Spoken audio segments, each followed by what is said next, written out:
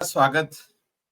आज आपण ज्या विषयावर बोलणार आहोत, आज संध्याकाळीच केंद्रीय मंत्रिमंडळाचा म्हणजे पंतप्रधानांचा शपथविधी होतो आहे आणि या शपथविधीच्या काळामध्ये एक गोष्ट प्रकर्षानं निवडणूक निकालानंतर, लोकसभा निवडणूक निकालानंतर जी गोष्ट जाणवली ती म्हणजे देशभरातल्या आंबेडकरी विचारांच्या राजकीय पक्षांना यावेळीच्या 18व्या लोकसभेच्या सभागृहामध्ये प्रवेश मिळवता आला नाही. अर्थात जर दलित पक्ष म्हटले तर निश्चितपणे काही पक्ष आहेत म्हणजे ज्यांना जे आंबेडकरवादी असल्याचा दावा त्यांचा निश्चितपणे असतो. तर याच्यामध्ये चंद्रशेखर यांचं नाव प्रामुख्याने घेतलं जाईल. चिराग पासवान लोक जनशक्ती पक्ष जो रामविलास पासवानांचा ते वारसा चालवत आहेत. जीतन मांझी यांचं नाव घेतलं जाईल. दक्षिणेतले काही दोन पक्ष आहेत की त्यांनाही मिळालेलं आहे दलित म्हणून त्यांनी जी चळवळ चालवली. परंतु प्रामुख्याने देशभरामध्ये फुले आंबेडकरी विचारांचे राजकीय पक्ष म्हणून ज्यांची ओळख आहे अशा पक्षांना या लोकसभेमध्ये आपलं स्थान प्राप्त करता आलेलं नाही. त्यासाठी आपण पूर्व IAS अधिकारी, सेवानिवृत्त IAS अधिकारी, काँग्रेसचे माजी नेते असं म्हणूया आणि ज्यांनी बसपा आणि काँग्रेस या दोन्ही पक्षांच्या माध्यमातून लाखोंनी मतं मिळवली आणि विजयाच्या समीप जाऊन त्यांचा काही निवडणुकीमध्ये पराभव झालेला आहे. परंतु या निवडणुकीत ही ते उभे होते रामटेक मधून. तर त्यांनाच आपण विचारूया की एक अभ्यासक म्हणून एक चिंतक म्हणून एक निरीक्षक म्हणून आपल्याला या सगळ्या प्रश्नांवर काय वाटतं. सर्वप्रथम माननीय किशोर गजबे साहेब, आपलं त्रिवेज मीडियामध्ये स्वागत आहे. धन्यवाद. सर, तुम्ही रामटेक मधून निवडणूक लढलात. यापूर्वीच्या दोन्ही निवडणुका तुमच्या लाखोंच्या मतांनी जो तुमचा पराभव आहे तो जवळपास विजयाच्या निकटचा पराभव होता. असं काय झालं की तुम्ही यावेळी तर अधिक आंबेडकरी उमेदवार म्हणून निवडणूक रिंगणात होते आणि मत टक्केवारीच नव्हे तर एकूण मतांची संख्याच कमी झाली. इथून आजचा चर्चेचा प्रारंभ सुरू करताना सर्वप्रथम या निकाला संदर्भात आपण नेमकं काय सांगा. यावेळेसची जी निवडणूक झाली ती निवडणूक संपूर्ण देशासाठी अतिशय म्हणजे अद्वितीय अशी होती आणि अशी निवडणूक यापूर्वी कधी झाली नाही.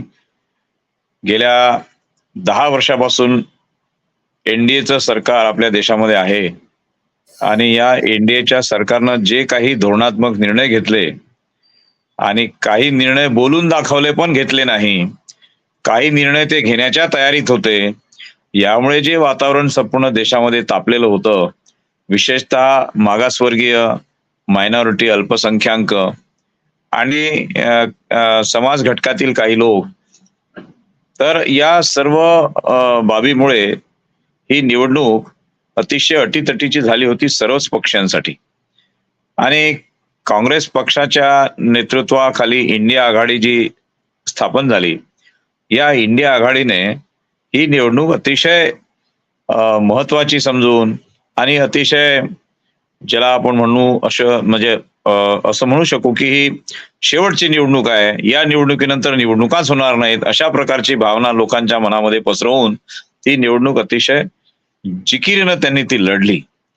आणि त्याच्यासाठी त्यांनी जो सुरुवातीला महागाई, बेरोजगारी आणि भ्रष्टाचार आणि केवळ काही निवडक औद्योगिक घराण्यांना मदत करणे अशा प्रकारचे आरोप सुरुवातीला लावण्यात आले होते.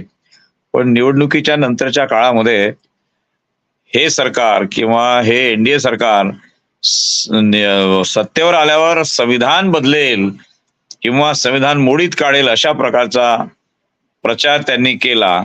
संविधान धोक्यात आहे, लोकशाही धोक्यात आहे आणि या दोन मुद्द्यामुळे भारतातील जनमानसामध्ये या निवडणुकीमध्ये NDA सरकारच्या बाबतीमध्ये एक प्रकारे नकार देणारी भावना किंवा नकारार्थी भावना निर्माण झाली. शेवटच्या टप्प्यामध्ये ती जास्तच बळकट झाली आणि भारतीय जनता पार्टी मात्र आपल्या नेहमीच्या पारंपरिक त्यांच्या स्टाईलमध्ये त्या काम करत होत्या की आता आम्हीच निवडून येणार. आणि अगदी मोदींनी जो नाराही दिला होता, अबकी बार 400 पार, तो अति आत्मविश्वासाने दिला होता. नंतर जेव्हा त्यांना त्यांच्या ह्याच्यामध्ये त्यांनी जे काही सर्वे केले असतील त्याच्यामध्ये त्यांना असं लक्षात आलं की आपला नारा हा चुकला, मग त्यांनी त्या नाऱ्याकडे पुन्हा तो नारा घेणं बंद केलं. परंतु त्यांनी मग काँग्रेस पार्टीवर आणि इंडिया आघाडीवर अनेक प्रकारचे आरोप करणं सुरू केलं आणि अगदी म्हणजे खालच्या टोकाचे. तर या सगळ्या गोष्टीचा एकत्रित परिणाम असा झाला की बहुतांश मतं ही इंडिया आघाडीकडे वळती झाली. त्यातल्या त्यात आंबेडकरी समाज, दलित समाज, वंचित समाज, अल्पसंख्याक, भटक्या जमाती या समाज घटकांच्या मध्ये त्यांनी हे सरकार जर सत्तेवर आलं तर संविधान बदलणार हा म्हणजे हा मुद्दा त्यांनी अतिशय जिकिरीनं रेटून धरला. मोठ्या मोठ्या नेत्यांनी रेटून धरला. त्यातल्या त्यात जे महनीय नेते असतात, मोठे नेते ज्यांच्या तोंडून कधी खोटं निघू शकत नाही किंवा ते खोटं बोलू शकत नाही, ते खरं तेच सांगतील, अशा नेत्यांनी सुद्धा हा मुद्दा रेटून धरल्यामुळे संविधान वाचवण्यासाठी ही लढाई होती अशा प्रकारची भावना आंबेडकरी समाजामध्ये सुद्धा झाली, ती महाराष्ट्रातही झाली आणि त्याच्यामुळे एवढ्या मोठ्या प्रमाणामध्ये इंडिया आघाडीला यश मिळालेलं आहे. परंतु असे असले तरीही हे यश त्यांना सत्ता स्थापनेच्या स्थितीपर्यंत घेऊन गेलेलं नाही किंवा त्यांना सत्ता स्थापन करता आली नाही, ही देखील वस्तुस्थिती आहे. आता आपण माझ्याबद्दल म्हटलं की आपण म्हणजे मी अनेक निवडणुका लढलो आणि यावेळेस मात्र मला तेवढं यश मिळालं नाही किंवा मी निवडून येऊ शकलो नाही आणि मला चांगली मतं देखील मिळाली नाही. त्याचं एक कारण असं आहे की आंबेडकरी समाजाने असा विचार केला की आपल्याला संविधान वाचवायचं आहे, एकीकडे संविधान खतरे में, संविधान धोक्यात आहे आणि एकीकडे किशोर गजबे अपक्ष उमेदवार म्हणून लढतायत. मी अपक्ष उमेदवारी का केली याचे अनेक कारण आहेत, ते त्याच्यासाठी एखादा वेगळा इंटरव्ह्यू आपल्याला करावा लागेल. परंतु मला असं वाटलं की मी ज्या समाजाचं नेतृत्व करतो, जे जे जे काही थोडंफार नेतृत्व थोड्या भागामध्ये जे काही नेतृत्व मी करत आहे त्याच्यामध्ये लोक माझ्याकडे एका वेगळ्या भूमिकेनं बघतायत. हा लढाऊ माणूस आहे, लढवय्या आहे, हा लढला प्रत्येक निवडणुकीमध्ये आणि यांनी चांगली टक्कर दिली. अशा स्थितीमध्ये मी जर निवडणूक लढलो नसतो, काँग्रेस पक्षाने मला तिकीट दिली नाही, मी मागील 2019च्या निवडणुकीमध्ये भरपूर मतं घेतली होती, 4,71,000 मतं होती आणि त्यावेळेस मी काही काँग्रेस पक्षाला तिकीट मागितलं नव्हतं. मला जबरदस्तीनं काँग्रेस पक्षानं तिकीट दिलं, कारण काँग्रेस पक्षाकडे उमेदवार नव्हता. म्हणून त्याला आता जसं आमचे सहकारी म्हणतात की तुम्हाला बळीचा बकरा बनवला, तो शब्दप्रयोग मी करणार नाही, परंतु मला त्यांनी जबरदस्तीनं तिकीट दिलं. माझी इच्छा नव्हती आणि तयारी पण नव्हती. आणि मग मला एवढी मतं मिळाल्यानंतर मला काँग्रेस पक्षाच्या नेत्यांनी सांगितलं की गजबे साहेब, तुम्ही आता हा लोकसभा मतदारसंघ आम्ही तुम्हाला दिलेला आहे, तो तुम्ही धरून ठेवा, सातत्याने 5 वर्ष याच्या संपर्कात राहा आणि पुढच्या वेळेस तिकीट तुम्हालाच मिळेल. तर त्यामुळे मी 5 वर्ष या मतदारसंघात फिरलो, काम केलं, सगळं केलं आणि सर्व लोकांशी संपर्क साधला. अगदी खेड्यापाड्यातले लोक सुद्धा मला म्हणत होते की साहेब, यावेळेस तुम्ही निवडून येणार, तुम्ही फक्त तिकीट आणा. आणि ऐनवेळी त्यांनी मला तिकीट दिलं नाही. त्याची अनेक कारणं आहेत, परंतु मग मला असं वाटलं की आपण जर एवढं केल्यानंतर माझ्यावर जर अन्याय झाला आणि तो अन्याय मी चुपचाप गिळून टाकला आणि चुपचाप बसलो तर चांगला मेसेज माझ्या समाजामध्ये जाणार नाही. मग माझं काही होऊ दे, मी लढणार आणि निवडणुकीमध्ये ज्या लोकांनी मला असा दगा दिला त्यांच्या विरुद्ध लढणार. मी लढलो, मला मतं नाही मिळाली, हा भाग निराळा, पण मी लढलो, हे महत्वाचं आहे. सर, म्हणजे तुम्ही निवडणुका घोषित होईपर्यंत किंवा प्रत्यक्ष उमेदवारी अर्ज दाखल करेपर्यंत काँग्रेसचा भाग होते. काँग्रेसच्या नेतृत्वात इंडिया आघाडी तयार झाली. इंडिया आघाडीमध्ये सुरुवातीपासूनच आंबेडकरी विचारांच्या पक्षांचं समावेश नव्हता. तर या संदर्भात काही रणनीती ही एक ठरलेली होती का, की आंबेडकरी पक्षांचाच त्या संदर्भात एक निराशेचा किंवा नकाराचा दृष्टिकोन होता? नेमकं काय या संदर्भातली काही आपली माहिती आहे का? म्हणजे आपल्याला असं म्हणायचं आहे का की काँग्रेसमध्ये किंवा इंडिया आघाडीमध्ये जे रिपब्लिकन पक्ष होते किंवा जे आंबेडकरवादी पक्ष होते त्यांच्या समावेशाबाबत आपण विचारताय का? हो हो, बिलकुल बिलकुल बिलकुल. नाही, आपण जरा पुन्हा आपला प्रश्न रिपीट कराल का? मला जरा ते योग्य प्रकारे कळलं नाही. बिलकुल. मी प्रश्न असा विचारतोय की इंडिया आघाडी जेव्हा गठीत झाली, इंडिया आघाडीमध्ये काँग्रेसच्या नेतृत्वातच ती गठीत झाली. या आघाडीमध्ये फुले आंबेडकरी विचारांच्या पक्षांचा सुरुवातीपासूनच समावेश नव्हता, परंतु त्यासाठी प्रयत्न चाललेले होते असा एक आभास निर्माण झाला. परंतु शेवटपर्यंत त्यामध्ये फुले आंबेडकरी पक्षांचा समावेश झाला नाही. यासाठी नेमकं कोण जबाबदार आहे? फुले आंबेडकराईट पक्ष की इंडिया आघाडी की काँग्रेस, या संदर्भात तुमची नेमकी काय माहिती आहे? माझी माहिती किंवा माझं आकलन हे असं आहे की 2019च्या निवडणुकीमध्ये अम, अ, लोकसभेच्या आणि विधानसभेच्या महाराष्ट्रामधला जर विचार केला तर वंचित बहुजन आघाडी यांचा समावेश हा महाविकास आघाडीमध्ये, महाराष्ट्रापुरता महाविकास आघाडीमध्ये व्हावा यासाठी संपूर्ण आंबेडकरी समाजामध्ये एक सकारात्मक भावना होती, एक विचार होता की त्यांनी ते करायला पाहिजे आणि असं जर झालं तर मताचं विभाजन टळेल आणि काही सीट्स या वंचित बहुजन आघाडीच्या निवडून येतील आणि काँग्रेसच्या जादा सीट निवडून येतील. पण शेवटपर्यंत ही युती होऊ शकली नाही आणि अशा रीतीनं मग अगदी म्हणजे वंचित बहुजन आघाडीने काय 262 की 232 जागा त्यांनी कॉन्टेस्ट केल्या, पण त्यांची सीट एकही सीट येऊ शकली नाही. आणि मग यावेळेस जेव्हा लोकसभेची परिस्थिती आली तर त्यावेळेस सुरुवातीपासूनच वंचित बहुजन आघाडीकडून महाविकास आघाडी आणि इंडिया आघाडीमध्ये त्यांना सामावून घ्या अशा प्रकारची विनंती वारंवार करण्यात आली, पत्र देण्यात आले, त्यांनी आपला इरादा व्यक्त केला. पण असं झालं असताना सुद्धा त्यांचा समावेश महाविकास आघाडीत किंवा इंडिया आघाडीमध्ये होऊ शकला नाही. आता याचे अनेक कारणं असू शकतील. काही अटी बाळासाहेबांनी ठेवल्या, काँग्रेसने त्याला नकार दिला. काही संख्या त्यांनी इतक्या सीट्स आम्हाला हव्यात त्या द्याव्यात, त्याला काँग्रेसने नकार दिला. आणि अशा प्रकारे प्रत्येक पार्टी आपापल्या ताकदीचं आकलन करत असते. त्याप्रमाणे त्याला होकार देणारे किंवा त्याला ऍडजस्ट करणारे जे लोक असतात ते आपापल्या ताकदीप्रमाणे त्यांनी हँडल केलं.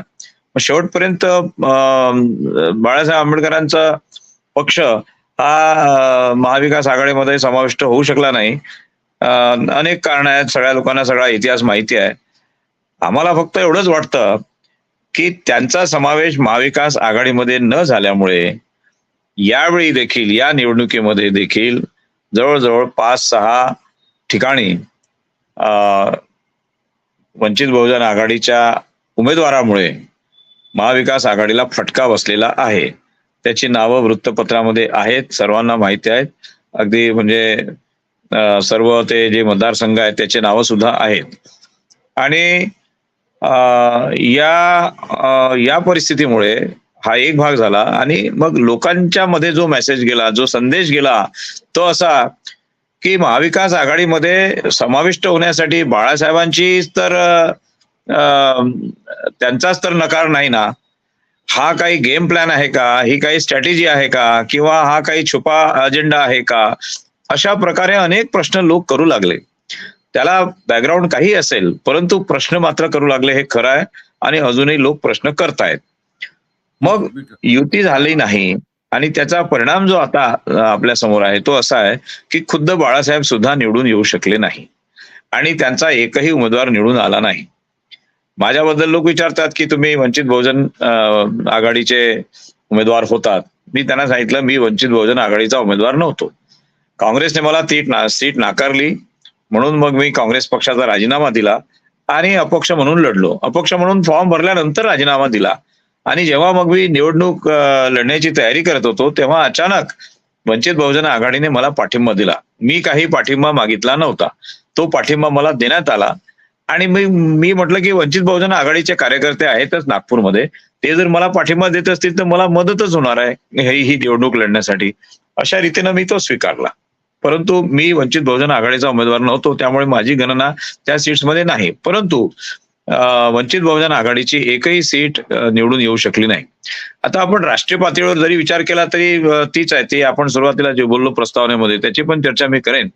परंतु महाराष्ट्रातली स्थिती अशी आहे की त्याच्यासाठी कोणते कारण होते, काय होतं हे आम्हाला सांगता येणार नाही, आम्ही ते सांगणं योग्य होणार नाही. परंतु बाळासाहेबांना जर समजा त्यांचा जर आपण इंटरव्ह्यू घेतला किंवा त्यांच्याकडे जर आपण विचारणा केली तर कदाचित काही कारण ते जे आम्हाला माहिती नाही ते सांगू शकतील. पण एक मात्र खरं की बाळासाहेबांनी अतिशय नम्रपणे आपला पराभव स्वीकारलेला आहे आणि कुठे कुठे चुका झाल्यात याची आम्ही कारण मीमांसा करू असं मात्र त्यांनी नम्रपणे सांगितलेलं आहे. बिलकुल बिलकुल.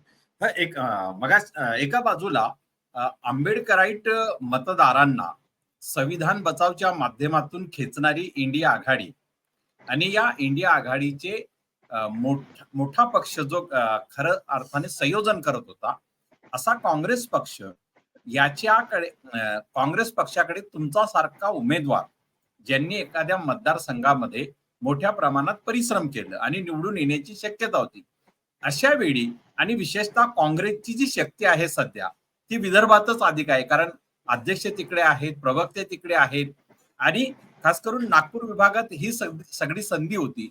तर तुम्हाला नेमकं डावलण्याचं कारण मग काय होतं की आंबेडकरी समुदायाची मतं आणि माणसं नको मतं पाहिजे असं काही याचा संदेश होता का? नेमकं काय कारण असेल?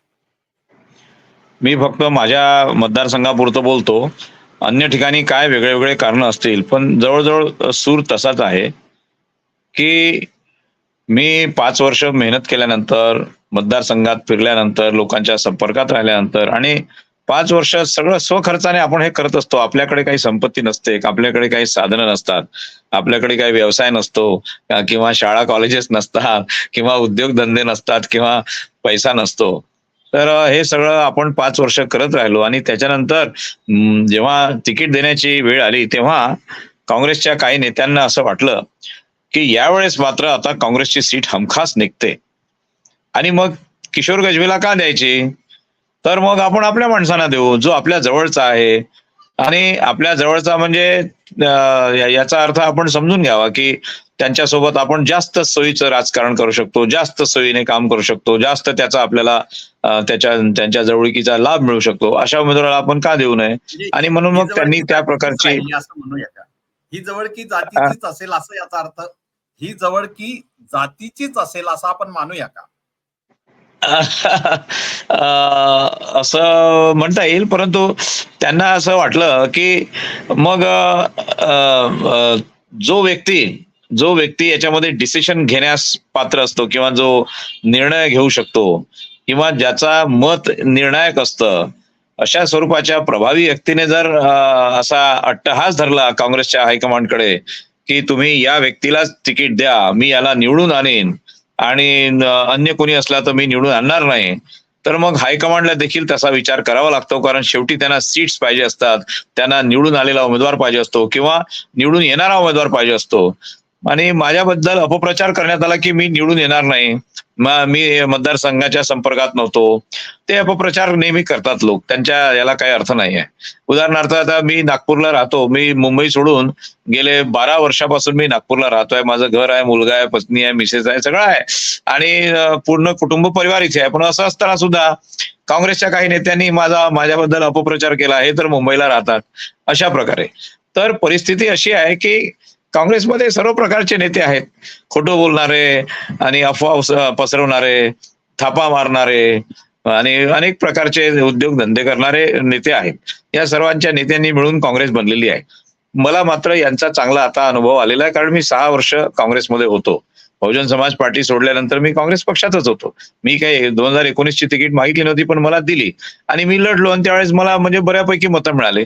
ते मतं देखील मला काँग्रेसच्या नेत्यामुळेच मिळाले, हेही तेवढंच खरं आहे.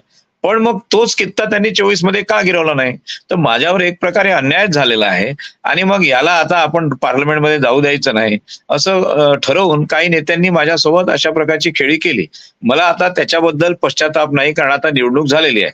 माझं फक्त एकच चुकलं की मी अपक्ष म्हणून निवडणूक लढायला नको होती. पण त्यावेळेस मला इतका संताप आला होता की मी सर्व दृष्टीनं पात्र आहे, मी योग्य उमेदवार आहे. लोकसभा म्हणजे काय जिल्हा परिषद नव्हे, लोकसभा म्हणजे काय महानगरपालिका नाही आहे. तर त्या ठिकाणी तुम्हाला उच्च शिक्षित, ज्यांना प्रभावीपणे प्रश्न मांडता येतात, ज्या लोकांना प्रश्न समजता येतो किंवा प्रश्न समजून आहेत ते, त्यांना प्रश्नाची जाण आहे, असे जाणकार लोकांना त्या ठिकाणी पाठवलं जातं आणि त्या ठिकाणी पार्लमेंटमध्ये ते पॉलिसीबद्दल, नीती नियमाबद्दल, धोरणाबद्दल चर्चा करतात. तर अशा व्यक्ती पाठवायला पाहिजे. पण त्यांनी कमी शिकलेला अशिक्षित माणूस पाठवण्याचा जर जिद्दच केली तर त्याला कोण काय करणार. आणि काँग्रेस पक्षाची परिस्थिती एक काळ तशी होती, आता यावेळेसही जवळपास काहीशी आमच्या रामटेकमध्ये तशीच दिसली की असं म्हटलं जात होतं की काँग्रेस पक्षाने, जेव्हा काँग्रेस पक्ष अतिशय प्रभावी आणि स्ट्रॉंग होता, म्हणजे अगदी इंदिरा गांधींच्या काळामध्ये, तर अगदी दगडाला जरी तिकीट दिलं तरी दगड निवडून येईल अशी परिस्थिती काँग्रेसची होती. आता जरी तशी परिस्थिती नसली तरी काही ठिकाणी काही लोक असा मानतात किंवा आम्ही कोणालाही तिकीट दिलं तरी त्या माणसाला आम्ही निवडून आणू. तर अशी ती परिस्थिती आहे आणि म्हणून या परिस्थितीमध्ये मला ते तिकीट नाकारल्यामुळे मी अपक्ष निवडणूक लढलो. आणि आता मला असं वाटतंय की ही निवडणूक संपल्यानंतर की मी ते लढायला नको, तर ती एक मोठी चूक मी केली आहे.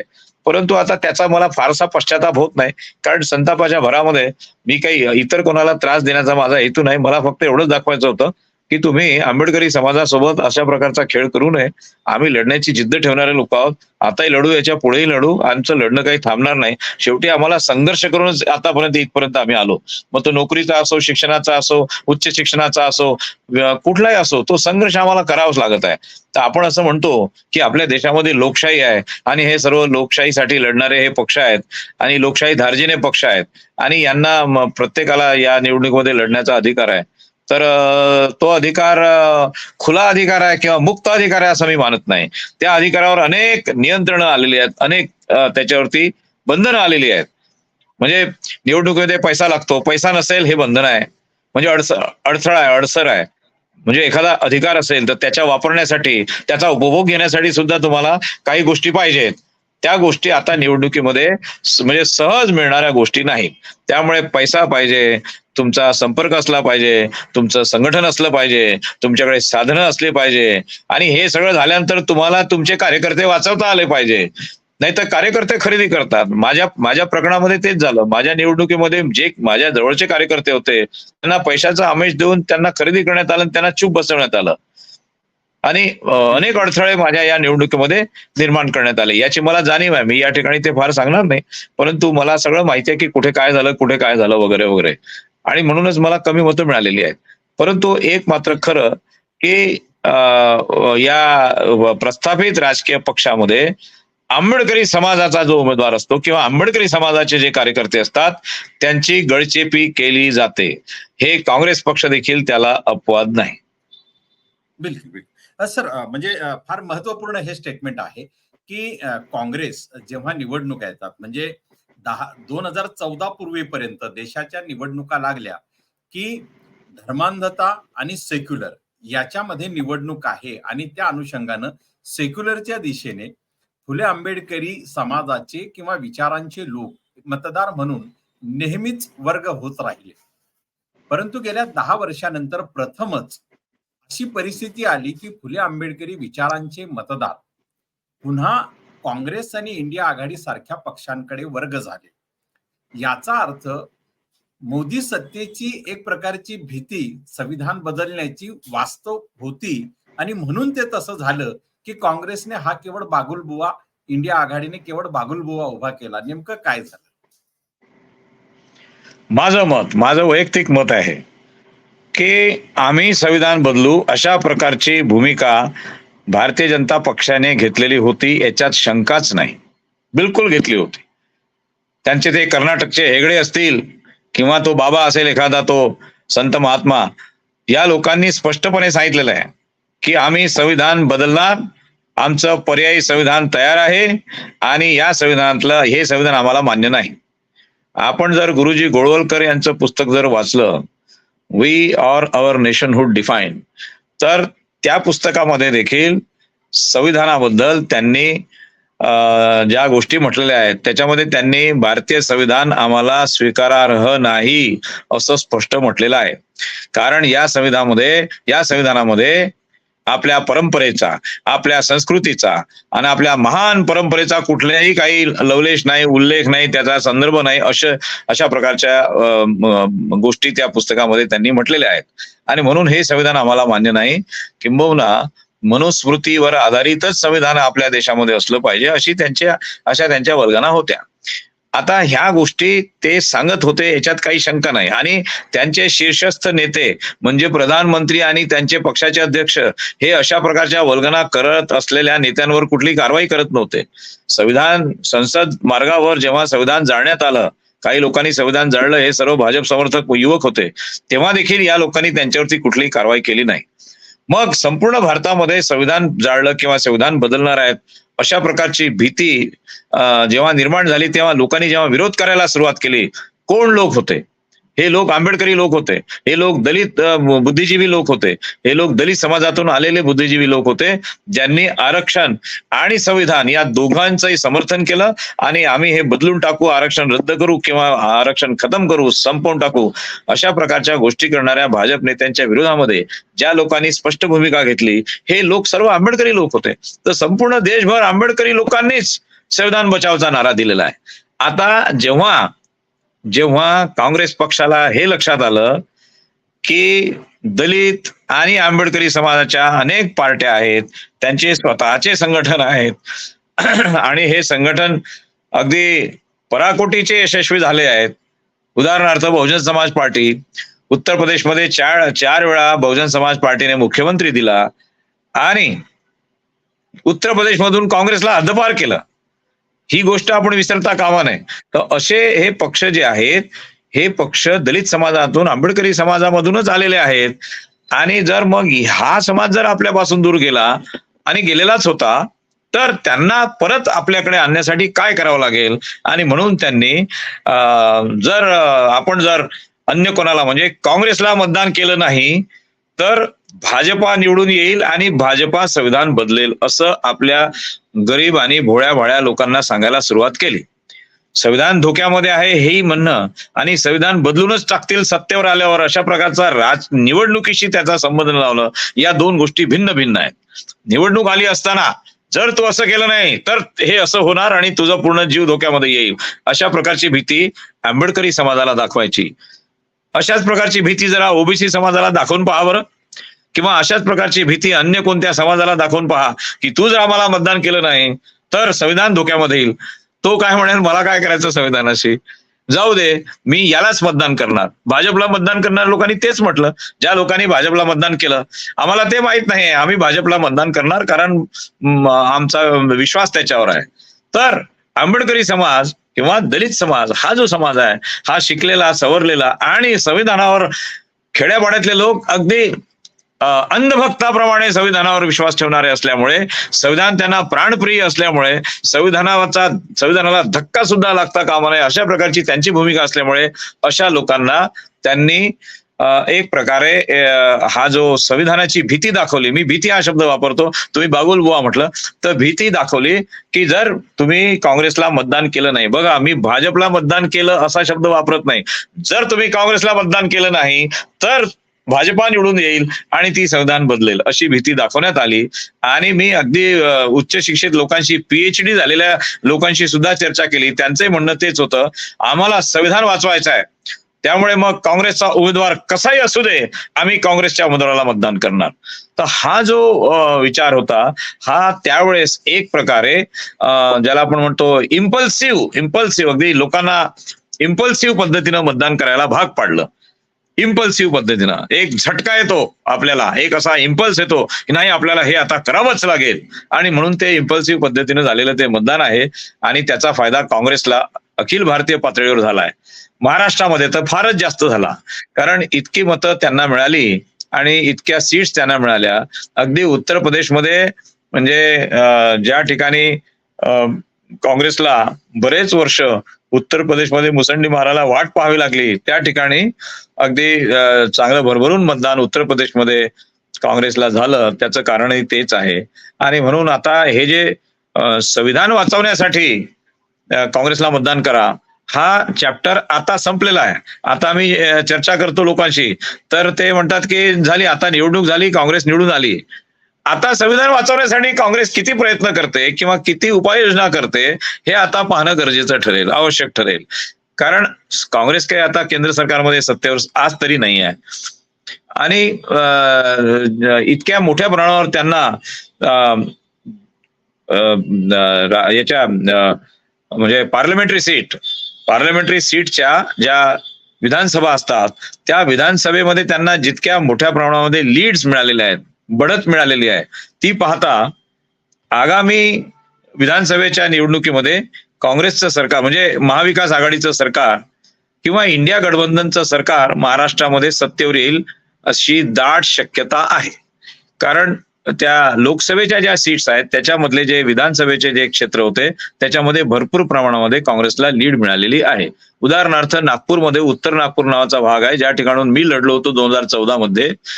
त्या मतदारसंघामध्ये काँग्रेसच्या उमेदवाराला 32,000ची लीड आहे. 32,000 म्हणजे भाजपच्या उमेदवारापेक्षा 32,000 मतं त्याला उत्तर नागपूरच्या विधानसभेत जास्त आहेत. अगदी क्लिअर आहे की पुढच्या वेळेस ही सीट काँग्रेसच्याच म्हणजे महाविकास आघाडीच्याच उमेदवारांद्वारे ही सीट जिंकली जाईल.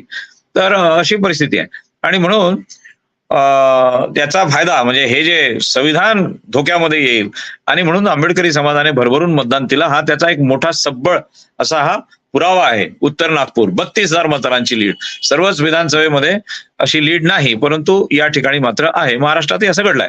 म्हणून आता विधानसभेत देखील महाविकास आघाडीची सरशी राहील.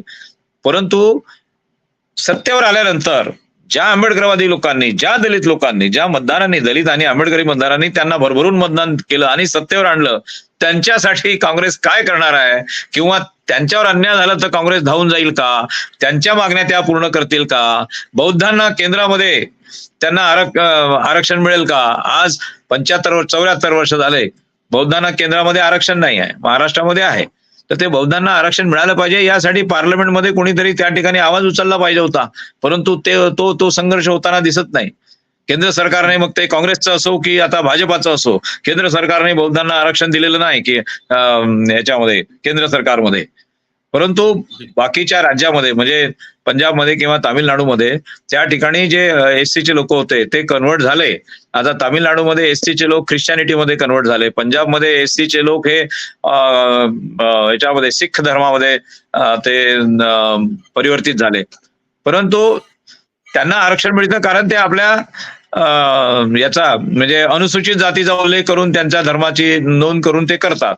महाराष्ट्रामध्ये मात्र अनेक लोकांनी त्यांचे जे फॉर्म आहेत त्या ठिकाणी जातीच्या ठिकाणी बौद्ध किंवा न बौद्ध लिहिलं.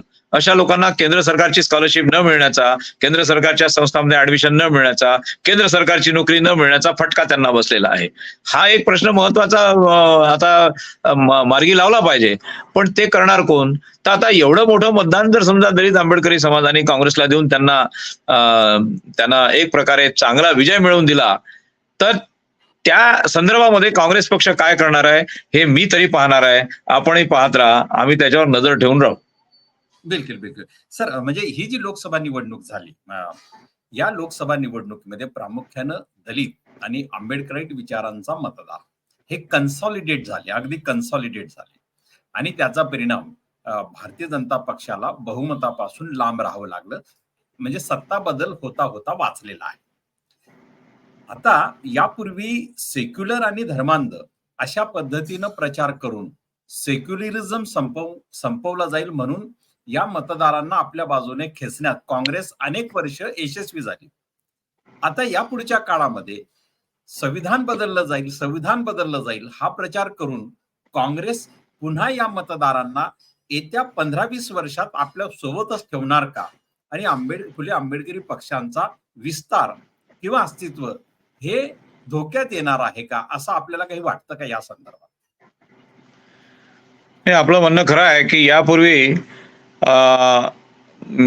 सांप्रदायिक विचारांपासून किंवा सांप्रदायिकता जोपासणाऱ्या लोकांपासून सावध होण्यासाठी आणि सेक्युलर सरकार आपल्या देशामध्ये असलं पाहिजे अशा प्रकारची म्हणजे मांडणी करून काँग्रेस ही सत्तेवर अनेक वर्ष राहिलेली आहे. पण नंतर मग मुस्लिम समाजाला त्याची जाणीव झाली की अरे हे नेहमीच आपल्याला असं म्हणतात की आम्हाला मतदान नाही केलं तर सांप्रदायिक लोक सत्तेवर येतील, आम्हाला मतदान नाही केलं तर सांप्रदायिक लोक सत्तेवर येतील. तर कोणत्याही पक्षाला मतदान करण्यासाठी केवळ भावनांचा आधार घेऊन मतदान करायचं का. भावनांचा आधार आम्हाला मतदान नाही केलं तर सांप्रदायिक लोक सत्तेवर येतील या भीतीपोटी द्या आम्हाला मतदान आणि मतदान आल्यानंतर आम्ही मात्र सत्ता भोगू, आम्ही आपल्या सर्व लोकांना सत्ता देऊ, त्यांना जमिनी देऊ, अधिकार देऊ, पाहिजे ते त्यांच्या सोयीचे कायदे करू, तुमच्या विरोधामध्ये कायदे करू. अशा प्रकारची भूमिका जर कोणी घेत असेल तर ते अतिशय चुकीचं आहे. कारण फक्त सांप्रदायिकता मानणारे जे लोक आहेत किंवा सांप्रदायिक सरकार सत्तेवर येईल अशी भीती दाखवून जर कोणी सत्तेवर येत असेल तर ते चुकीचं आहे. खरं म्हणजे विकासाच्या मुद्द्यावरच त्यांनी लोकांना समजावायला पाहिजे होतं. पण आपल्याकडचे लोक अशिक्षित, अज्ञानी आणि भावना प्रधान असल्यामुळे त्या लोकांवरती त्याचा परिणाम होतो. आपल्याकडे आंबेडकरी समाजावरती देखील असाच परिणाम झालेला आहे. याचा अर्थ त्यांना मतदान करू नका असं मी म्हणत नाही. मी असंही म्हणत नाही की इंडिया आघाडीमधले पक्ष चांगले नाहीत किंवा काँग्रेस पक्ष चांगला नाही. बिलकुल चांगला आहे, याच्याबद्दल काही वादच नाही. पण सत्य मांडलं पाहिजे ना, सत्य मांडलं पाहिजे. तर सत्य मांडलं पाहिजे, संविधान धोक्यामध्ये येईल हा विचार तर आम्ही आधीपासूनच सांगत होतो. तेव्हा काँग्रेसचे नेते ऐकत नव्हते ऐकत. मी काँग्रेसमध्ये राहिलो आहे. संविधान धोक्यामध्ये आहे, संविधान खतरे में है आणि आरक्षण धोक्यात आहे हे आम्ही जेव्हा ओरडून सांगत होतो तेव्हा काँग्रेसचे नेते ऐकत नव्हते. आणि आता जेव्हा त्यांना मग काही लोकांनी सल्ला दिला असेल की आता हा एक उपाय तुम्ही करा आणि हा मुद्दा चालवा की संविधान धोक्यात येईल, तर मग बघा आंबेडकरी समाज तुमच्या मागे येतो. आणि तसंच झालं. तर आता पुन्हा संविधान धोक्यामध्ये येईल असं विधानसभेतही सांगायचं, त्याच्या पुढच्या वर्षी सांगायचं, 29ला सांगायचं आणि 34ला सांगायचं, असा प्रकार होऊ शकतो. कारण तो आता यशस्वी ठरलेला आहे हा फॉर्म्युला. परंतु याला दलित समाजाने बळी पडू नये, आंबेडकरी समाजाने बळी पडू नये. आंबेडकरी समाजाने आपल्या समाजाचं प्रबोधन करून, दलित समाजाने आपल्या समाजाचं प्रबोधन करून विकासाचे जे मुद्दे आहेत, विकासाच्या मुद्द्यापेक्षा आपल्या हक्काचे जे मुद्दे आहेत, शेवटी आरक्षण काय, आरक्षण हा प्रतिनिधित्वाचा मुद्दा आहे. सरकारी नोकरीमध्ये प्रतिनिधित्व आहे, उद्योगामध्ये कुठे आहे प्रतिनिधित्व, जमीन वाटपामध्ये कुठे आहे प्रतिनिधित्व, शाळा स्थापन करण्यामध्ये कुठे आहे प्रतिनिधित्व, खासगी संस्था चालवण्यामध्ये कुठे आहे प्रतिनिधित्व, नाहीच आहे. तर त्याच्यामुळे तिथे आपण सगळे भुईसपाट आहोत. तर आपल्याला ह्या सर्व गोष्टी निवडणुकीच्या काळामध्ये विचारात घेऊन, निवडणुका म्हणजे काय, आता आजच्या पेपरमध्येच बातमी आहे की महाराष्ट्रामध्ये 54% खासदार हे एकाच जातीचे म्हणजे मराठा जातीचे आहेत. 54% खासदार. मागे सुद्धा आपण चर्चा ऐकल्या की आतापर्यंत इतक्यापैकी इतके मुख्यमंत्री, मला वाटतं काहीतरी 20 की 21 पैकी 18 वेळा मराठा मुख्यमंत्री झाले, अशा प्रकारचे स्टेटमेंट येत होते. म्हणजे एका विशिष्ट जातीच्या लोकांना लोकप्रतिनिधी बनवायचं आणि मग त्यांच्याच हातामध्ये सत्ता द्यायची आणि त्यांनीच राज्य करायचं. तर सत्ता करणारे सत्ताधारी लोक आपल्या समाजाच्या लोकांचं भलं करणार हे उघड आहे. त्याच्यामुळे इतर लोकांना सामावून घेतलं पाहिजे, पण तसं घडताना दिसत नाही. आपल्या देशामध्ये आंबेडकरी समाजाने राजकीय पार्ट्या काढल्या, दलित समाजाने राजकीय पार्ट्या काढल्या, बहुजन समाज पार्टी इतके वर्ष युपी मध्ये सत्तेवर होती, परंतु त्यांना ती सत्ता राखता आली नाही. त्याचं कारण म्हणजे हे पुअर मॅनेजमेंट आहे. ते त्यांना मॅनेजमेंट करता आलं नाही आणि इतर राज्यामध्ये त्यांना फैलता आलं नाही, पसरता आलं नाही. ते व्हायला पाहिजे होतं, पण तसं घडलं नाही. आता यावेळेस काय परिस्थिती झाली, 488 बहुजन समाज पार्टीने 488 जागा लढवल्या आणि सर्व 100% जागा हारल्या. एकही जागा निवडून आली नाही. म्हणजे जी पार्टी 4 वेळा उत्तर प्रदेशमध्ये मुख्यमंत्री पदावर जाते आणि मागच्या निवडणुकीमध्ये त्यांनी समाजवादी सोबत गठबंधन केल्यामुळे त्यांच्या 10 सीट्स आल्या होत्या, त्याच्या अगोदर त्यांच्या 20 सीट्स होत्या. तर 10 लोकसभेच्या जागा असणाऱ्या पक्षाला एकही सीट मिळू नये, हे आपल्या त्या पक्षाचं किती पतन झालेलं आहे. पतन, अधपतन नव्हे, अधपतन शब्द नाही वापरत मी, पतन झालेलं म्हणजे ते खाली आलेले ते पक्ष, असं आपल्या लक्षात येईल.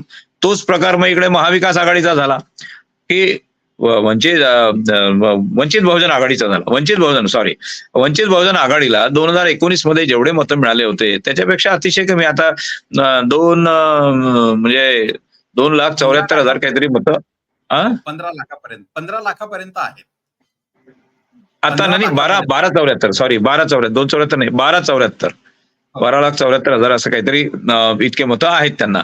तर ते एकदम कमी झालेले आहेत ना. 42 वरून 12,74 वर येणं म्हणजे अगदी 1/3 पेक्षाही कमी. तर हा जो प्रकार घडलेला आहे, तर हा निराशाजनक आहे आंबेडकरी समाजासाठी. आंबेडकरी समाजाच्या पार्ट्या खूप आहेत, आंबेडकरी समाजाचे उमेदवार खूप आहेत, आंबेडकरी समाजामध्ये राजकारण समजून घेणारे लोक खूप आहेत, तरी सुद्धा आंबेडकरी समाज एकत्र येऊन आपली राजकीय आघाडी का तयार करत नाही हा प्रश्न आहे. आणि आता पूर्ण देशामध्ये आंबेडकरी समाजाच्या पार्ट्या ह्या आता म्हणजे ज्याला आपण म्हणतो मोठ्या पार्ट्या किंवा ज्याचा प्रभाव असेल किंवा ज्या मॅटर करतात त्याच्यामध्ये, अशा पार्ट्या राहिलेल्या नाहीत. फक्त आता तामिळनाडूमध्ये पॅन्थर्स पार्टीला 2 जागा मिळाल्या आणि इकडे बिहारमध्ये पासवानच्या पार्टीला 5 जागा मिळाल्या. पण पासवानची जी पार्टी आहे ती खरोखरच कट्टर आंबेडकरवादी आहे का याच्याबद्दल माझ्या मनामध्ये शंका आहे. आणि मग महाराष्ट्रामध्ये काय परिस्थिती आपल्याला माहिती आहे. वंचित बहुजन आघाडी किंवा रिपब्लिकन पार्टी ऑफ इंडियाचे अनेक गट आणि मग युपी मध्ये बहुजन समाज पार्टी. तर ही जी सगळी परिस्थिती आहे याच्यावरून एक गोष्ट लक्षात येते की भारत देशामध्ये आता हे जे भाजपा आणि काँग्रेस यांच्या नेतृत्वाखालील ज्या आघाड्या आहेत म्हणजे एनडीए आणि इंडिया आघाडी, हे दोन पक्ष आता त्यांचे जे नेते आहेत किंवा त्यांचा जो लीड करणारा पक्ष आहे काँग्रेस आणि भाजपा, याचंच नाव मी घेणार. तर भाजपा आणि काँग्रेस यांना असं वाटतंय की या देशामध्ये फक्त द्विपक्षीय प्रणाली असावी. एकदा तू सत्ता भोगायची, एकदा मी सत्ता भोगणार, असं आलटून पालटून त्यांनी सत्ता आपल्या काबीज करायची आणि या देशावर राज्य करायचं, असा तो प्रकार होणार आहे. तो अतिशय धोकादायक आहे, लोकशाहीसाठी पण धोकादायक आहे आणि या देशातील जनतेसाठी पण धोकादायक आहे. कारण अगदी अनिर्बंध अशी सत्ता जर त्यांच्या हातामध्ये आली तर ते काहीही करतील म्हणजे काहीही करतील. जसं भारतीय जनता पार्टीने नोटबंदी केली हा अतिशय चुकीचा आणि देशासाठी घातक निर्णय होता, पण ती त्यांनी घेतली आणि त्याला ते म्हणजे त्याचं समर्थन देखील करत होते की याच्यामुळे काळा पैसा बाहेर येईल, याच्यामुळे टेररिस्ट लोकांच्याकडे जे पैसे जातात ते बाहेर येतील आणि टेररिस्ट लोक पकडले जातील. कुठे कोणाचा संबंध लावायचा बघा तुम्ही, पण त्याचं देखील समर्थन हे लोक करतात. हीच आहे अनिर्बंध सत्ता. तर अशा प्रकारे कोरोना जेव्हा झाला तेव्हा त्यांनी कोरोनासाठी काही केलं नाही गरिबांसाठी आणि श्रीमंतांचे हजारो कोटी रुपयाचे कर्ज माफ केले. सरकारी बँका या रुलिंग पार्टीच्या मालकीच्या नसतात. सरकारी बँका ह्या जनतेच्या मालकीच्या असतात, रुलिंग पार्टीच्या मालकीच्या नसतात. तरी देखील रुलिंग पार्टीचे लोक सरकारी बँकांचे हजारो कोटी रुपयाचे काही विशिष्ट लोकांचे कर्ज माफ करतात. त्यांना माफ करण्याचा अधिकार कुणी दिला? सरकारी बँका ज्या आहेत याचे तिथले जे अधिकारी आहेत किंवा सरकारी बँका ज्या आहेत त्या लोकांच्या पैशाचे ट्रस्टी आहेत. सरकारी बँकांनी जर नफा कमवला तर तो जनतेचा नफा आहे, जनतेचे ते ट्रस्टी आहेत. ट्रस्टी सरकारी बँकेचे एमडी, सरकारी बँकेचे चेअरमन किंवा सरकार ही सरकारच्या म्हणजे जनतेच्या पैशाची ट्रस्टी आहे, विश्वस्त आहेत. तर त्या ट्रस्टी असण्याचा फायदा त्यांनी त्यांचे कर्ज माफ करण्यामध्ये केले. कर्ज माफ करणे हा बिझनेस डिसिजन आहे, हा व्यावसायिक निर्णय आहे. तो बिझनेस डिसिजन त्यांनी घेतला, व्यावसायिक निर्णय त्यांनी घेतला की यांचे कर्ज माफ करा आणि यांना कर्ज द्या, यांना वगैरे वगैरे. तर ते ट्रस्टी असताना सुद्धा त्यांनी अशा प्रकारचे निर्णय घेणे आणि गरीब लोकांना उपासमारी न मारणे हा प्रकार आपल्या देशामध्ये घडलेला आहे. तर तो होऊ देऊ नये यासाठी आपल्याला तिसरा पक्ष, चौथा पक्ष आणावाच लागेल, तो यावाच लागेल. माझी अशी मनोमन इच्छा आहे, माझा प्रयत्न राहणार आहे की आंबेडकरी विचाराचे पक्ष किंवा समतावादी पक्ष हेच खरे या दोन पक्षाशिवाय तिसरे लोकशाही जिवंत ठेवणारे आणि संविधान जिवंत ठेवणारे पक्ष ठरणार आहेत. म्हणून तिसरा पक्ष करणं फार आवश्यक आहे. म्हणजे पक्ष काढा असं मी म्हणत नाही, परंतु जे ऑलरेडी जे पक्ष अस्तित्वात आहेत त्यांनी ऑल इंडिया कॅरेक्टर धारण केलं पाहिजे, अखिल भारतीय स्वरूप त्यांचं असलं पाहिजे आणि त्यांनी या दोन प्रस्थापित पक्षांना टक्कर दिली पाहिजे असं माझं मत आहे. बिलकुल बिलकुल. सर तुम्ही म्हणजे एक तज्ञ आहात, म्हणजे काही का तुम्ही ब्युरोक्रॅट्स मध्ये राहिलात. एक या निवडणुकीतला जो एक आकडेवारीचा जो मुद्दा येतो की ज्या पक्षांना अधिक मतं आहेत त्यांना जागा कमी आहेत असाही प्रकार झाला.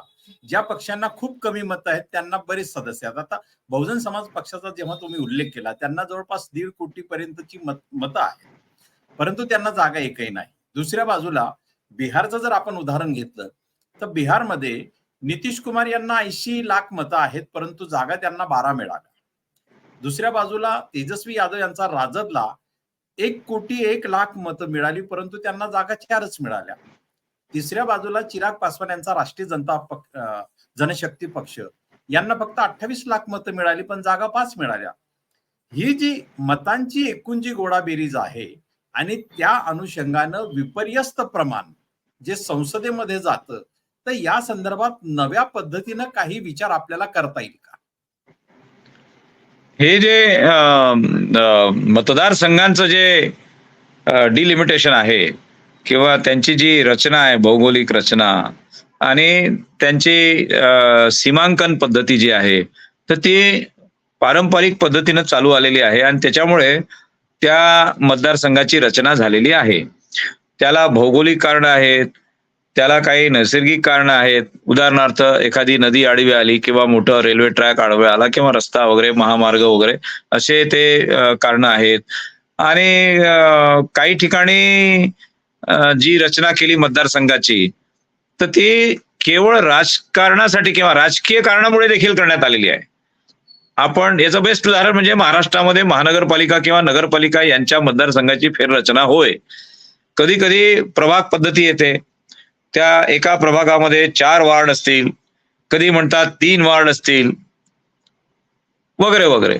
कधी प्रभाग पद्धती, कधी थेट वार्ड पद्धती आणि म्हणजे प्रत्येक वार्डात एक वार्डच राहील वगैरे वगैरे. तर हे राजकीय सत्ताधारी राजकीय पक्ष जे असतात हे आपला उमेदवार कसा निवडून येईल यासाठी बॉर्डरवर राहणारे जे लोक आहेत, त्यांच्या जाती कोणत्या, त्यांचा धर्म कोणता, ते कोण आहेत, काय आहेत, हे सगळं पाहून त्यांना आपल्या मतदारसंघामध्ये जर घेतलं तर आपण निवडून येऊ, त्यांना जर बाजूच्या मतदारसंघात दिलं तर बाजूचा मतदारसंघातला माणूस निवडून येईल, अशा प्रकारची त्यांची व्यूहरचना असते. आणि त्या व्यूहरचनेनुसार ते नगरपालिका, महानगरपालिका, स्थानिक स्वराज्य संस्था यांचे मतदारसंघाची नेहमीच अदलाबदल इकडून तिकडे करत असतात. आणि मग त्याचा फायदा त्यांना मिळतो, काही प्रमाणात, जास्त मिळत नाही. परंतु विधानसभा आणि लोकसभा याची जी पुनर्रचना करायला पाहिजे मतदारसंघाची ती झालेली नाही. आणि त्याच्यामुळे काही ठिकाणी, उदाहरणार्थ आता माझा रामटेक आहे, त्या ठिकाणी अतिशय मोठ्या प्रमाणामध्ये मतदार आहेत. जसं रामटेक मध्ये 24 लाख मतदार आहेत. 24 लाख मतदार ऍक्च्युअली 24 लाखापेक्षा थोडे कमी आहेत. ते म्हणजे 22 लाख 70 लाख 17,000 वगैरे असतील. तर म्हणजे 23 लाख. तर 23 लाख हे मतदार आहेत आणि त्यांच्याकरता जवळपास 2400 बूथ आहेत. तर एवढे मतदार आणि एवढे बूथ हे मॅनेजेबल देखील होत नाही, मॅनेज करणं देखील होत नाही, कारण मोठा मतदारसंघ आहे हा, चारी बाजूनी पसरलेला आहे नागपूर शहराच्या. तर हा एक मोठा मतदारसंघ आहे. या ठिकाणी 12.5 लाख मतदान होते. 12.5 लाख म्हणजे जवळपास 60% मतदान आहे. आणि 60% मतदान झाल्यानंतर 12.5 लाख मतं ही फार जास्त होतात. त्याच्याशी तुलना केली असता मुंबईचे जे मतदारसंघ आहेत, मुंबईमध्ये ज्या 6 लोकसभा आहेत, या 6 लोकसभेचे जे मतदारसंघ आहेत त्यांच्याकडची मतं पाहिली तर त्यांचा मतदारसंघ फक्त 17-18 लाखाचा आहे. 17-18 लाख. आता मग किती राहिले? 5 लाख. तर 5 लाख लोक तिकडच्या पेक्षा इकडे जास्त आहेत, तरी त्याला सुद्धा मेंबर ऑफ पार्लमेंट म्हणायचं आणि त्याला सुद्धा मेंबर ऑफ पार्लमेंट. त्याला कमी मतं मिळाले तरी तिथला माणूस निवडून येतो. मी आपल्याला उदाहरण सांगतो. मी पदवीधर मतदारसंघामध्ये 2014 मध्ये निवडणूक लढवली होती. त्या निवडणुकीमध्ये मला 19,700 मतं मिळाले होते, जवळजवळ 20,000. आणि काँग्रेसचे उमेदवार होते बबनराव तायवाडे, त्यांना देखील 20,500 मतं मिळाले होते, म्हणजे माझ्यापेक्षा जवळपास 1,000 जास्त. तर अशी मतं आम्हाला मिळाली. आम्ही पाहत होतो, अमरावती पदवीधर मतदारसंघ 16,000 मतांनी आमदार निवडून आले. 16,000 मतं त्यांनी घेतले आणि ते 1 नंबरला निवडून आले. मुंबईचा पदवीधर मतदारसंघ, त्यांना देखील 16, 17, 18,000 मतं मिळाली की ते निवडून यायचे. आम्ही 20,000 मतं मिळून सुद्धा निवडून आलो नाही. एखाद्याला 25,000 मतं मिळाले असते तरी तो निवडून आला असता, कारण निवडून आलेला भारतीय जनता पार्टीचा जो उमेदवार, म्हणजे भारतीय जनता पार्टी समर्थित उमेदवार जो होता, त्याला 42,000 मतं होते. तर 42,000 मतं घेऊन ते निवडून येतात आणि तिकडे मात्र 16-17,000.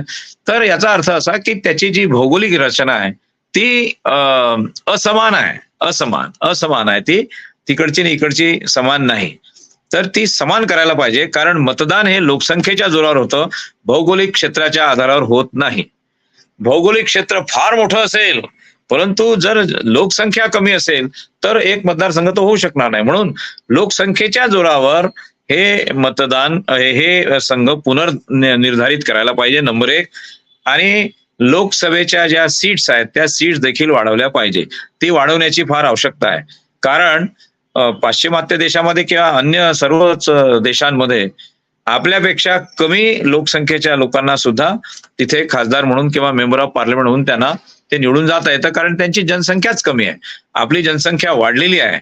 म्हणजे आपण जुन्या काळची जनसंख्या जी कधी काळी 80 कोटी होती, 90 कोटी होती, याच्या आधारे जर आपण 140 कोटीच्या जनसंख्येचे निवडणुका जर करू लागलो तर मग हा प्रश्न येणारच आहे की काही ठिकाणी जास्त आणि काही ठिकाणी कमी.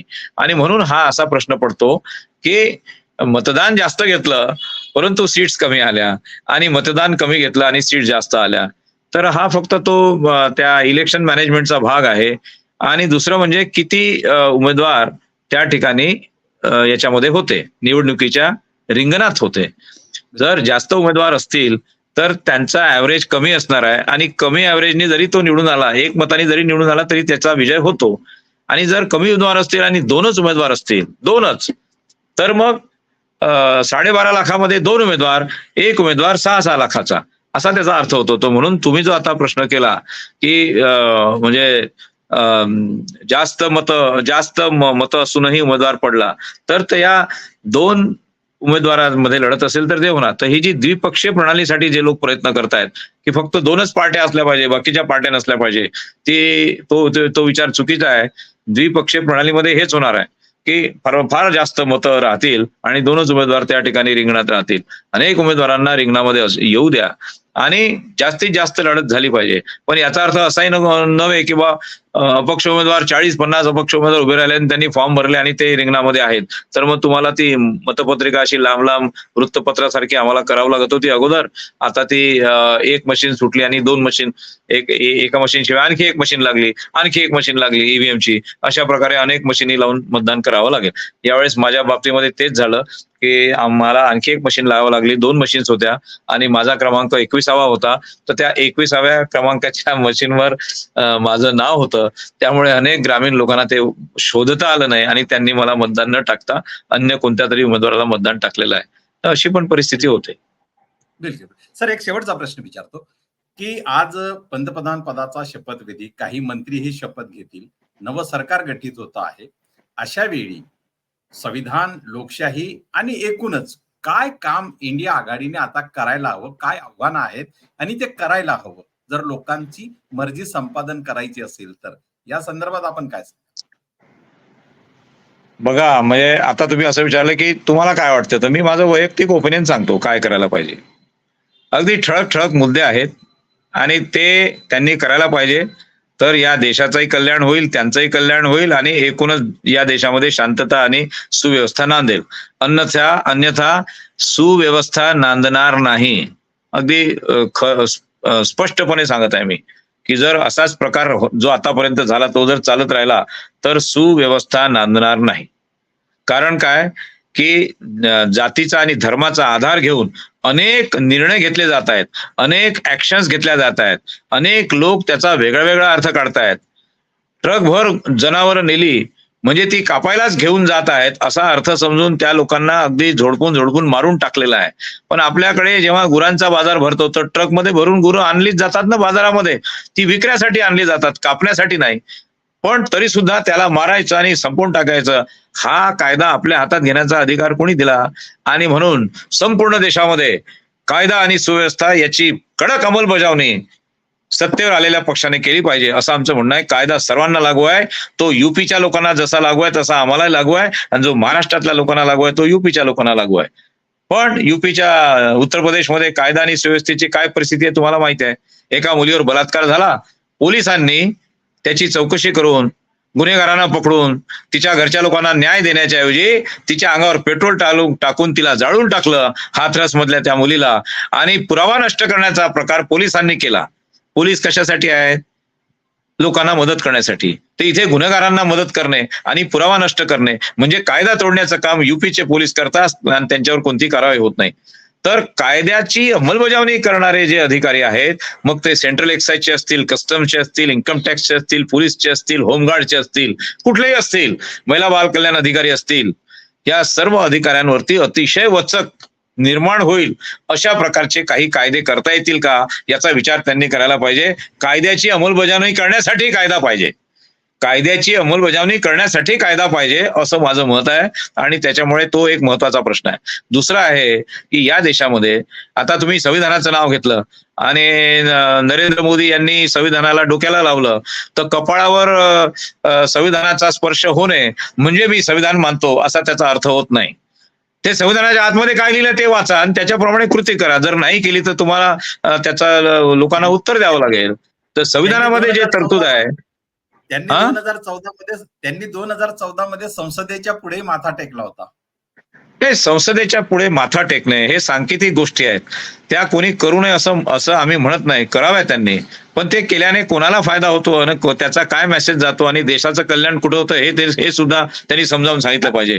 कपाळाला त्यानंतर कपाळाला संसदेची संविधान इमारत लावलं बदलली. म्हणजे आपल्या देशाचं कल्याण होईल असं मुळीच नाहीये. त्याच्या आतमध्ये जे लिहिलं आहे ते महत्वाचं आहे. आणि म्हणून संविधानाच्या आतमधल्या ज्या तरतुदी आहेत, संविधानामध्ये लिहिलेल्या, त्याचं पालन झालं पाहिजे.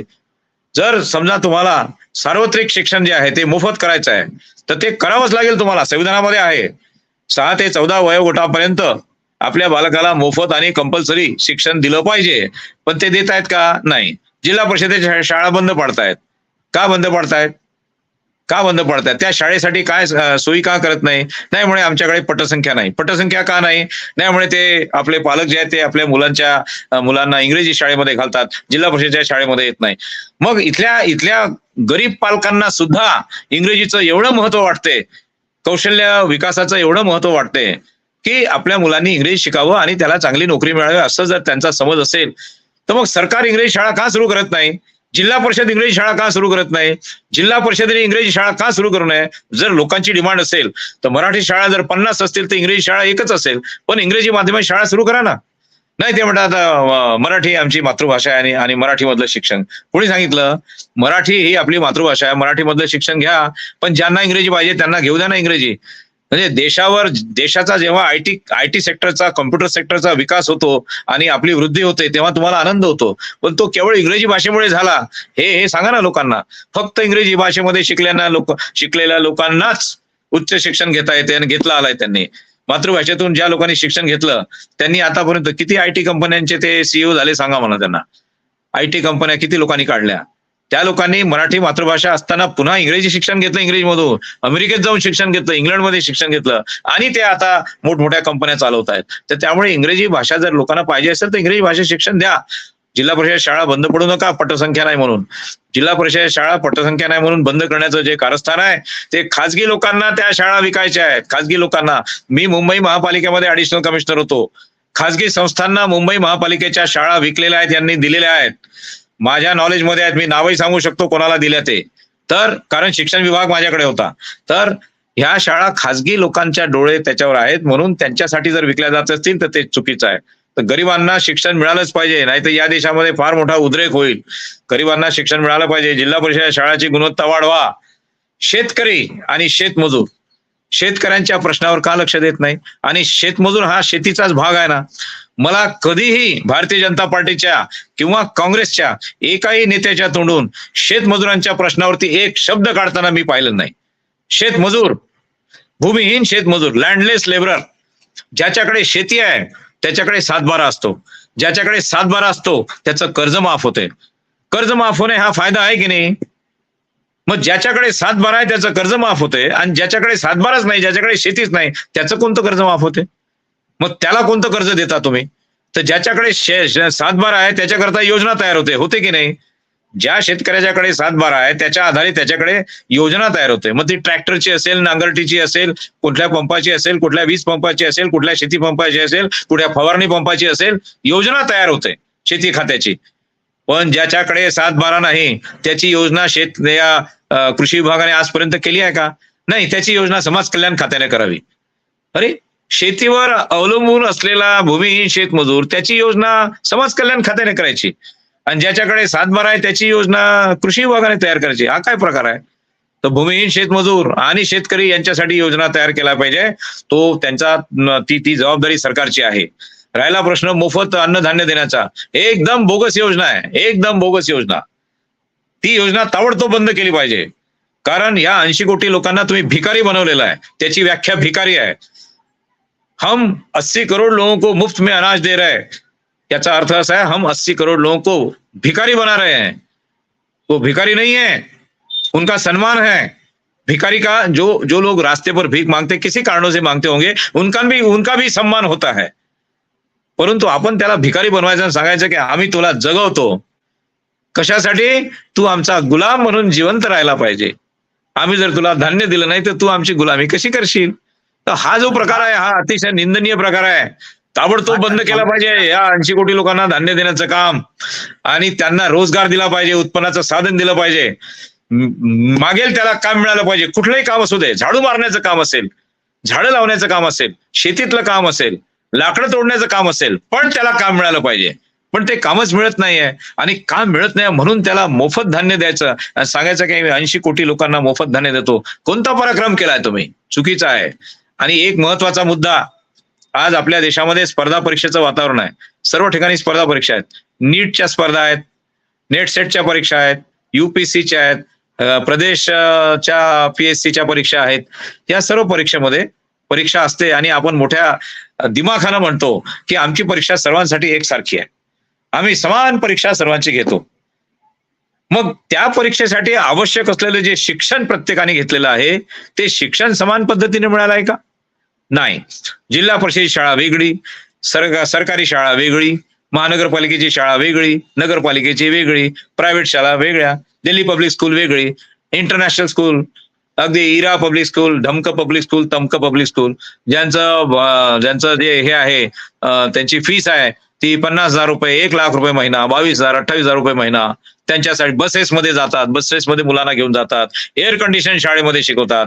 तर एअर कंडिशन मध्ये शाळेमध्ये खासगी शाळेमध्ये शिकलेला विद्यार्थी आणि आमच्या जिल्हा परिषदेमध्ये शिकलेला विद्यार्थी, दोघांची परीक्षा UPSC, दोघांची परीक्षा MPSC, हे योग्य आहे का? म्हणजे शाळा शिकताना वेगळी परिस्थिती आणि परीक्षा देताना एकच परीक्षा सर्वांसाठी. किती आनंद आहे, वा वा, किती तुम्हाला अभिमान आहे. चुकीचा आहे. ज्यांना शिक्षणाच्या सोयी नाहीत, जिल्हा परिषदेच्या, तुमच्या सरकारी शाळा त्या ठिकाणी सर्व सोयी सुविधांनी युक्त नाहीत, एक शिक्षक 4-4 वर्गांना शिकवतो, अशी परिस्थिती जिल्हा परिषदेमध्ये आहे. हे मी डायलॉगबाजी करत नाही, मी माझ्या डोळ्यांनी पाहिलेलं आहे. आणि असं असताना त्यांना सांगायचं एकच परीक्षा, हे देखील विषमता आहे, असमानता आहे, हा भेदभाव आहे. हा भेदभाव काढून टाकला पाहिजे. या भेदभावामुळे नीटमध्ये 100 पैकी 100 मार्क घेत आहेत लोक. मूर्खपणा आहे. 100 पैकी 100 मार्क देणं मूर्खपणा आहे. कधीच देऊ नये. याच्याने मुलगा त्याच्यावर जाण्याची परिस्थिती, म्हणजे तो प्रयत्न कसे करणार? जर एखाद्या मुलाला त्याच्यापेक्षा वर जायचं आहे, तो कसा जाणार? म्हणून 70-80% वर मुलांना जाऊच देऊ नये. तुमची परीक्षाच अशी असली पाहिजे की 100% मार्क कुणालाच मिळणार नाही.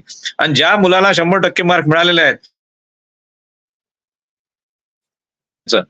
तो बाकीच्या कला क्षेत्रामध्ये किंवा आणखी इतर जे क्षेत्र आहेत त्या ठिकाणी तो, म्हणजे तो काही परिपूर्ण माणूस नाही. तो फक्त 100 पैकी 100 मार्क घेतो आणि पुढे जाऊन आणखी काय काय करतो. तर मुद्दा असा आहे की विषमता या क्षेत्रामध्ये प्रचंड मोठी आहे.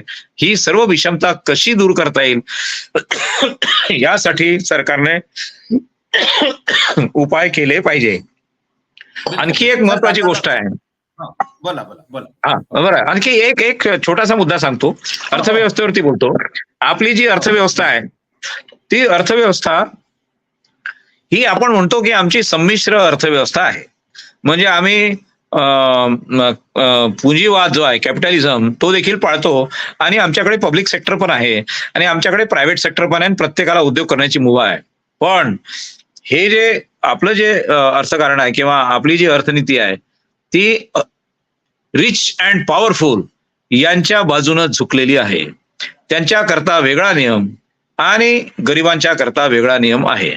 तर हा जो भेदभाव आहे, म्हणजे इथे आता जास्त विवेचन करता येत नाही, परंतु आपण आता 100% खाजगीकरणाच्याकडे किंवा 100% पुंजीवादाकडे चाललेलो आहोत. आपण जे म्हणतो ना आमच्याकडे पब्लिक सेक्टर आहे, पब्लिक सेक्टर पार त्यांनी नष्ट करून टाकलेलं आहे.